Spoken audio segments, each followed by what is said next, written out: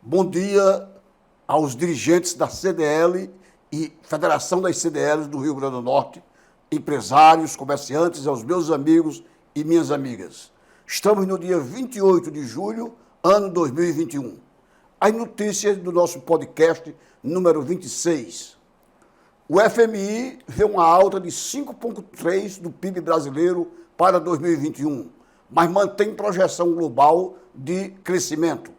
Segundo a instituição, o FMI publicou ontem, dia 27, resultados mais perto da realidade previstos para o primeiro semestre, mas já projetando o ano de 2021 na sinergia econômica internacional. O Fundo Monetário Internacional revisou para cima uma projeção do PIB do Brasil em 2021. Pelas novas estimativas da instituição, espera um crescimento de 5,3% da economia do país neste ano. Comparado à estimativa anterior, de 3,7%, há um crescimento notável de 1,6% além da última projeção para o Brasil. Entretanto, reduzindo o crescimento da economia em 0,7% para 2022.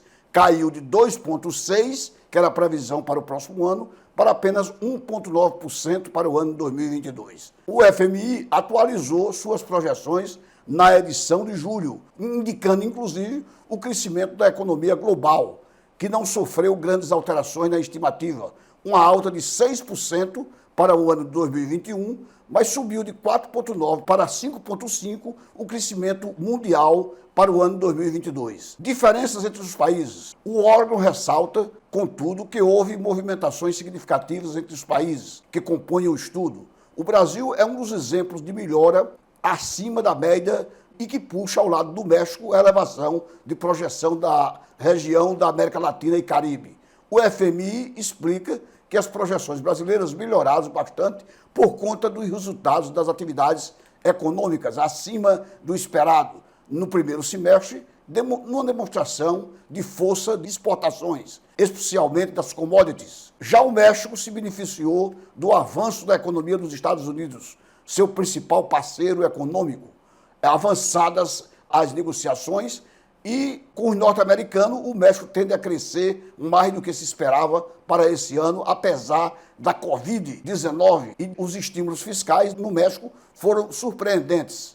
Principal motor do bloco, os Estados Unidos da América sozinhos tiveram um aumento de 0,6% na projeção, chegando a uma expectativa de avanço de 7% para esse ano de 2021.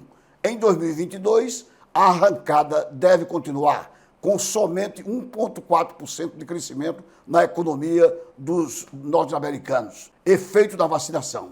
Para o FMI, ressalta que o acesso às vacinas foi o grande flanco entre as economias mundiais desenvolvidas e para os países emergentes e desenvolvidos, no seu relatório de julho. Enquanto as maiores economias no relatório de julho crescem economicamente, aqueles países que vacinaram menos tiveram retração na expectativa de crescimento.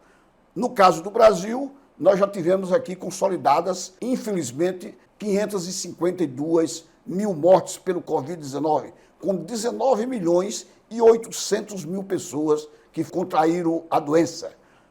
A vacina está se estendendo e está começando a fazer um efeito na população, embora menos de 45% tenham sido vacinados até agora. Nesse combate entre vacinas, num mecanismo a toda hora atravancando as negociações entre as imunizadoras, as bandeiras dos países que estão importando os nutrientes das vacinas e na própria nacionalidade encontramos dificuldades no que se diz respeito à aplicação para o repasse dos insumos aos estados e aos municípios.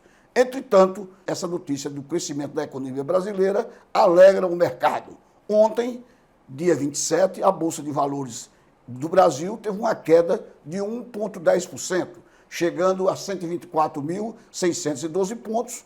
O dólar americano cotado a R$ 5,16. Entretanto, são rumores vindo de um combate comercial em que estão travando as duas grandes potências do mundo. Os americanos do norte contra a China, o grande impulsionador da economia asiática com 1,450 bilhão de habitantes. Portanto, aguardemos essa expectativa, mas a previsão é de favorecimento da economia nacional. Quem puxa a piora no cenário internacional é a Índia, na Ásia, que teve reduzida em 3 pontos percentuais a sua projeção de crescimento. O país teve forte queda em 2020, 7,3% encolheu o PIB da Índia e deve registrar uma recuperação para uma alta agora de 9,5%.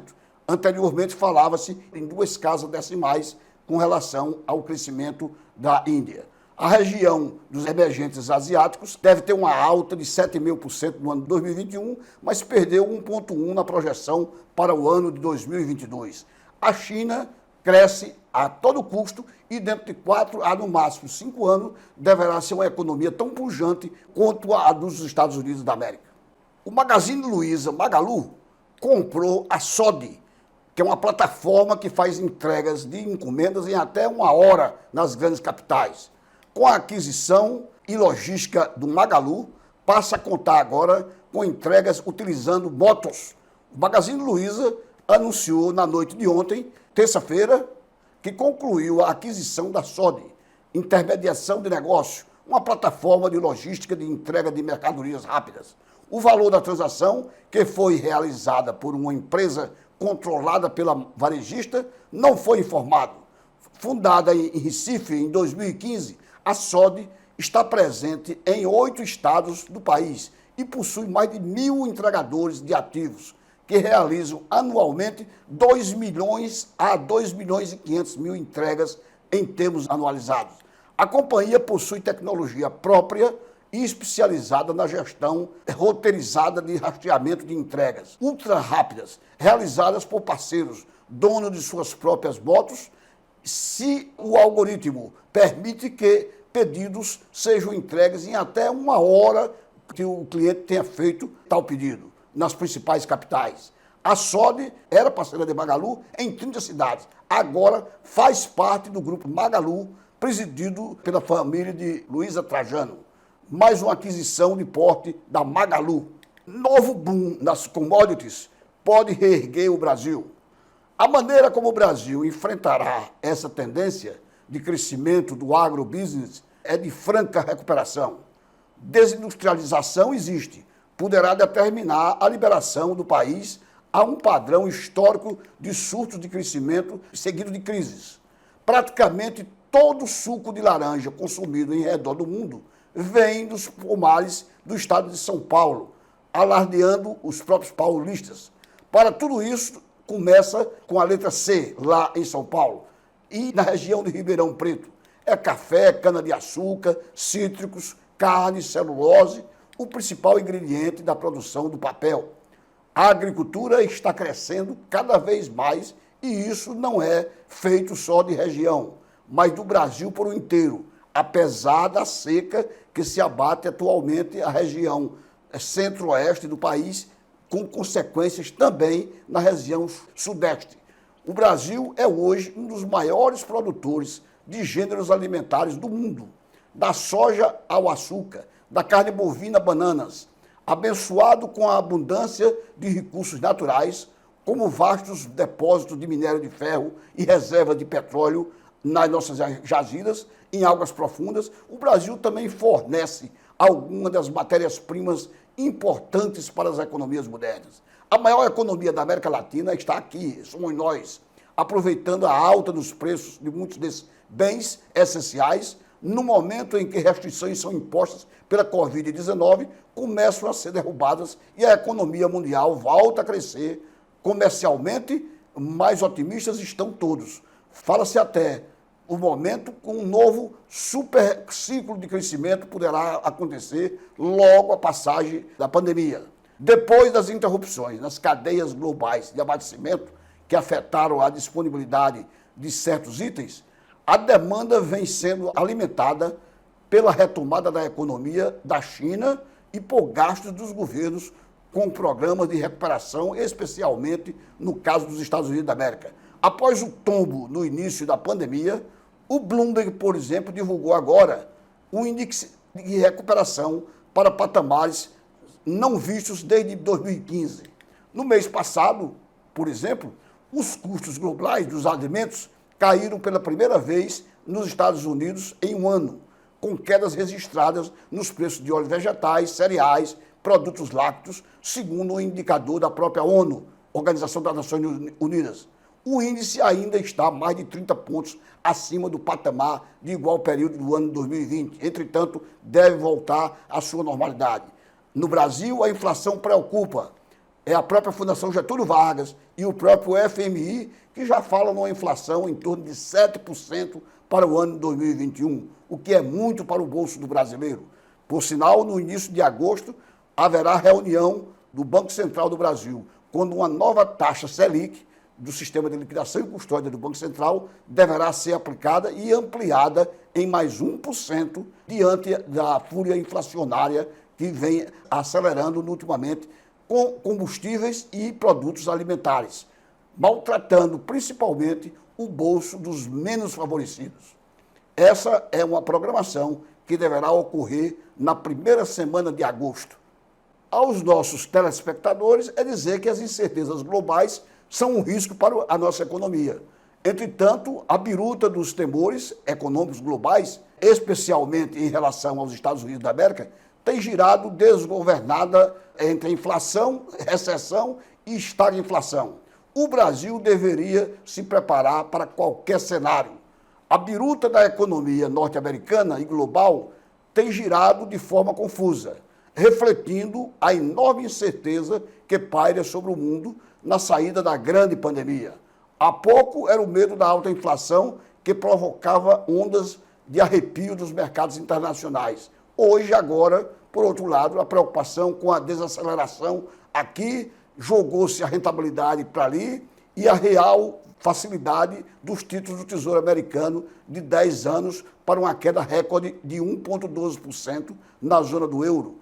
E as rentabilidades reais foram na mesma direção.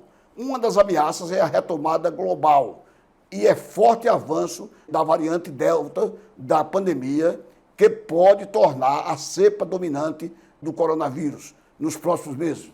A Delta é a mais transmissível que as outras variantes e já se espalhou por mais de 100 países do mundo, com especial força na Ásia e na Europa. E agora é responsável por mais de 80% dos novos casos nos Estados Unidos da América. O Japão, que estão engalanados, pelo menos na teoria, com os Jogos Olímpicos Mundiais, a cepa do coronavírus cresceu violentamente, coincidindo com as Olimpíadas, que estão sendo feitas em estádios de grande porte, mas sem acesso de frequentadores. A situação do Brasil, diante da dança das ameaças, da inflação, da desaceleração nos Estados Unidos e no mundo todo, é peculiar.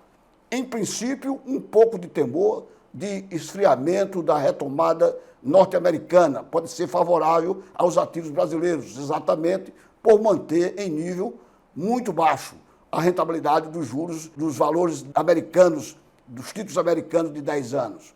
Também, do ponto de vista do caldeirão da normalização da política monetária dos Estados Unidos pelo Federal Reserve, que é o Banco Central americano, qualquer perspectiva de desaceleração tende a dilatar os prazos, o que também, numa primeira análise, é favorável a países emergentes vulneráveis como o Brasil. A conjuntura econômica internacional, meu caro telespectador, entretanto, é mais complexa do que se pode pensar à primeira vista.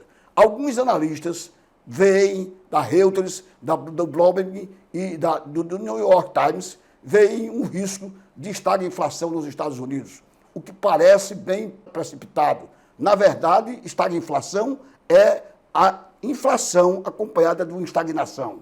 Há também os que temem que as taxas de juros muito baixas no momento e os temores de um aquecimento dessas taxas. Entretanto, para acompanhar a inflação, os juros têm que subir a nível como nós temos visto no Brasil. Aguardemos a reunião do Banco Central da próxima semana. Em relação à economia e à política, elas são imbricadas. Isto é, a indicação e os limites da política impõem à política econômica séria e no Brasil um alívio temporário em termos de juros. Nós temos que recorrer a juros modestos, já que os avassaladores do passado só trouxeram desilusão e sofrimento aos brasileiros. Porém, a essência do atual momento é a incerteza.